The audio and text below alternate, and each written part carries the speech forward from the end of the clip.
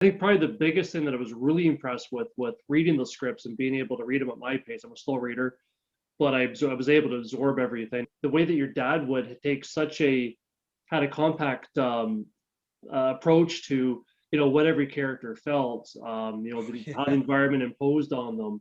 It must have been a dream come true for a lot of the cast members and the directors as well, because they basically had this cold version of what every scene demanded of them, and all they had to do was essentially, not all they had to do, but they essentially just had to convey everything on the screen. I mean, did you get a lot of feedback from the cast or the directors on what an impact that made for their performance and their direction of the material? I think whether you're talking about Henry Silva or Robert Duvall or any of the amazing people that were, Sally Kellerman, any of the amazing people that were in the show, the cinematographer, Conrad Hall. I mean, you have a who's who of people who were, at the top of their game. And so what you have from my father's perspective is you have his incredible ability to build an arc in a short period of time. So he didn't give short shrift to the fact that he was doing a shorter piece. He developed it fully as a fully fledged story with backstory and everything else that you would do. So, and he contributed a lot of his ability to the Laos Egri book.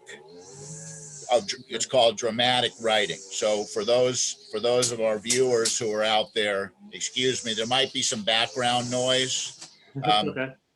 Because my gardeners just arrived and they're out there with the background. So hopefully that won't last too long. So his story arc building was essential to his writing style, and he contributed that to Egri. So for those who are going to watch this, that is something that you want to have. You want to have that book. It's called The Art of Dramatic Writing. Okay. Yeah, I don't know, just little things too, that little details that made a big difference reading this. And what was it now? I think it was the beginning, one of the beginning scenes of Forms Things Unknown, where there was talking about the trunk of the car going up and down, and instead of just a trunk kind of flapping up and down, it was I think the wording was something like a dead arm being jarred or something like that. And it just completely changes how you're taking all this in. Yes. It was pure atmosphere. It was great. And actually, the actor's perspective is an interesting one. So I'll share real two quick stories, if I may. Don't Open Till Doomsday. David Frankham is the guy who had the unfortunate luck of looking into the box and disappearing for 35 years. Yeah. He told me at the time, because I just assumed you had to get that right. You have 1 minute to terrify the audience. And he said, no, you get one take.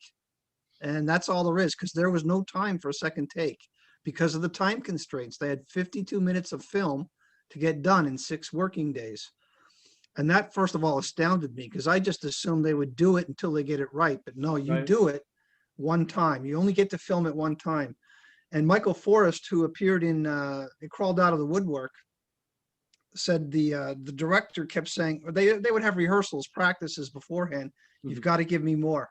You've got to give me more. You have to terrify the audience. You're not terrifying the audience. He said it was the most stretched attempt at acting, character acting, that he's had. He's had a long career, by the way.